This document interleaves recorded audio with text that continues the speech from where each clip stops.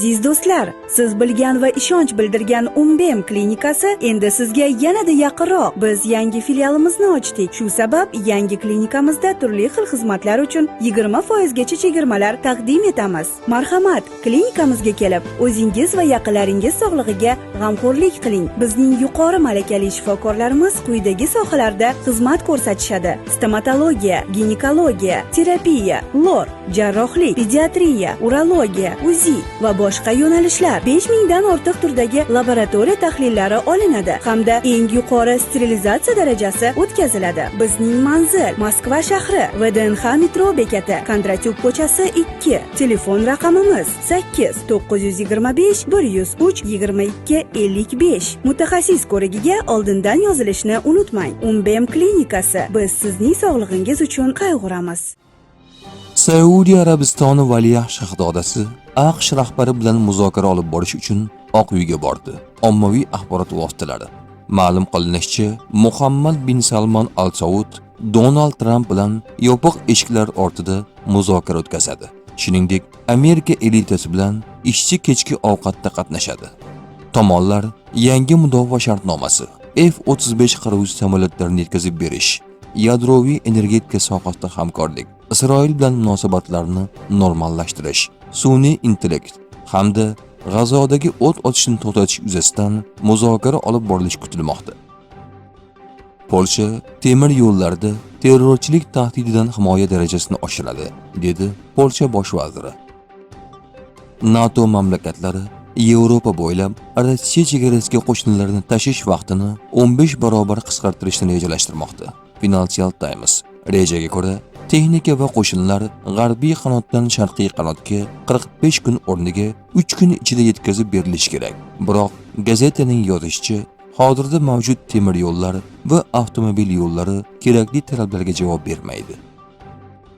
Ukrainadagi front chizig'i 20 kilometrgacha kenglikda kulrang zonaga aylandi. Politiko dronlar evakuatsiya va ta'minot yo'llarini hayot uchun xavfli holatga olib kelgan. Qo'shinlarning aksariyati rotatsiya paytida halok bo'lgan.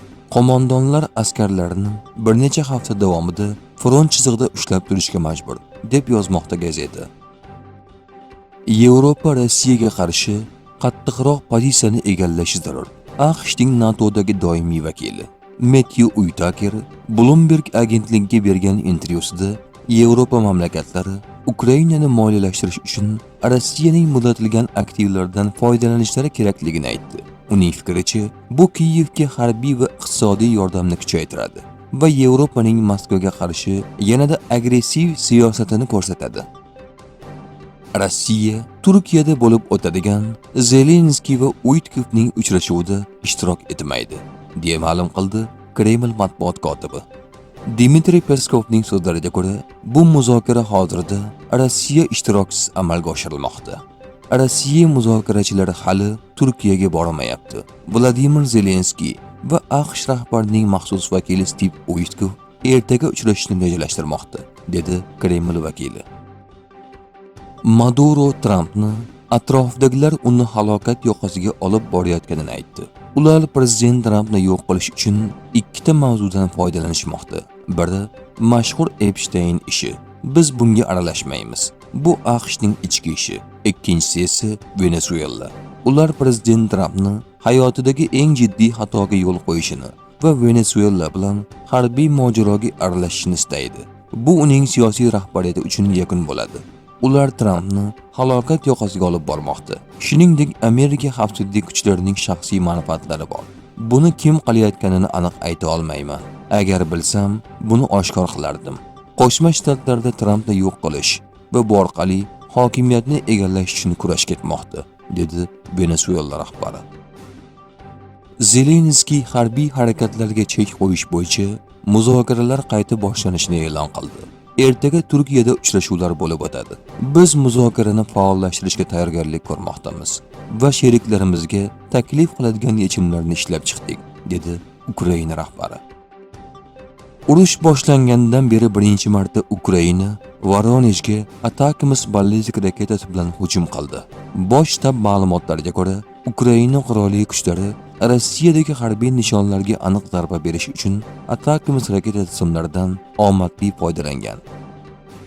Saudiya Arabistoni valiahd shahzodasi AQShga $1 trillion sarmoya kiritishga va'da berdi. Tramp shunday dedi: "Siz menga $600 milliard investitsiyani $1 trillion ga oshirilishini aytyapsizmi?" Saudiya shahzodasi javob berdi: "Ha, albatta.